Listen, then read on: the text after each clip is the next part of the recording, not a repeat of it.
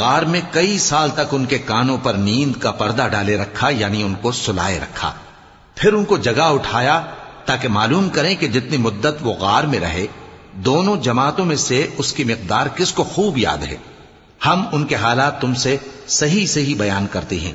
وہ کئی نوجوان تھے جو اپنے پروردگار پر ایمان لائے تھے، اور ہم نے ان کو اور زیادہ ہدایت دی تھی، اور ان کے دلوں کو مربوط یعنی مضبوط کر دیا.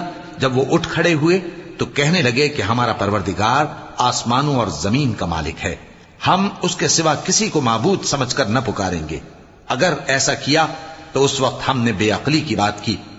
ان ہماری قوم کے لوگوں نے اس کے سوا اور معبود بنا رکھے ہیں. بھلا یہ ان کے معبود ہونے پر کوئی کھلی دلیل کیوں نہیں لاتے؟ تو اس سے زیادہ کون ظالم ہے جو اللہ پر جھوٹ باندھے؟ اور جب تم نے ان مشرکوں سے اور جن کی یہ اللہ کے سوا عبادت کرتے ہیں ان سے کنارہ کر لیا ہے تو